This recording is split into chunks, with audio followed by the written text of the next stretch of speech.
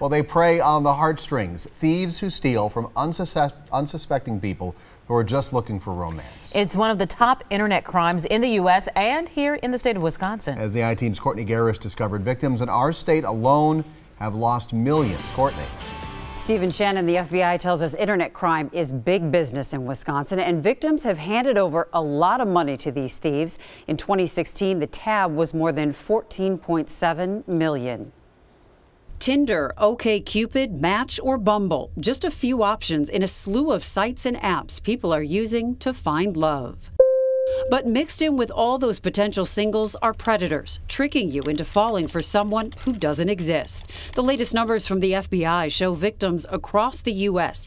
handed over almost $220 million to romance thieves in 2016. I definitely was more worried about the things that are going to go wrong when I first started. Kara Ehrenherster started online dating in college. I haven't had any horrifyingly traumatizing experiences.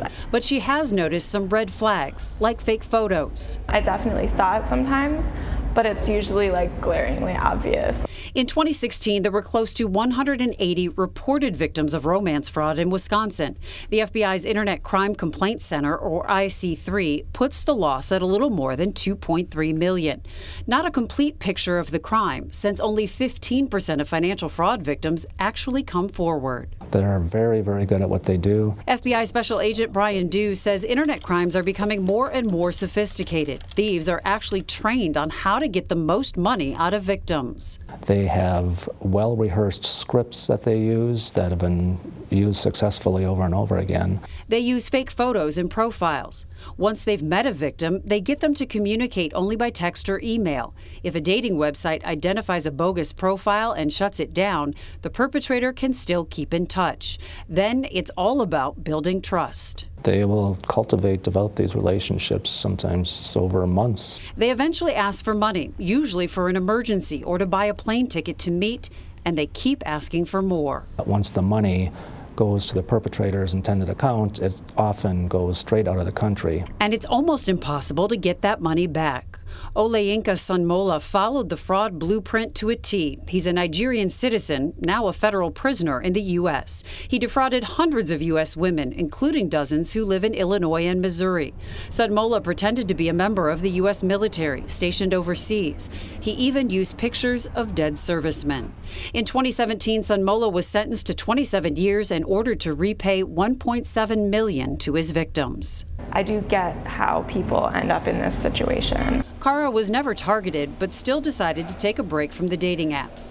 If she ever goes back to online dating, Kara plans to be extra vigilant.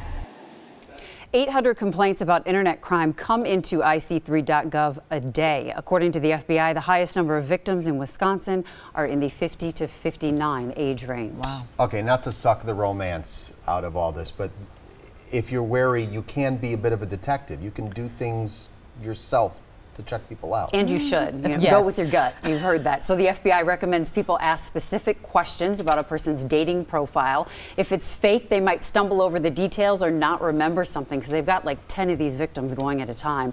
Also do a reverse image lookup to see if someone is using photos from the web and Google their name. Sometimes these people use a fake one more than once. So if they've been busted on a scam before, it might be out there. If you are a victim, report the crime. If it's early enough, law enforcement may be able to get to the money, and it might help others from getting scammed. And you can go to our website, tmj4.com, for how to file a complaint. Good advice.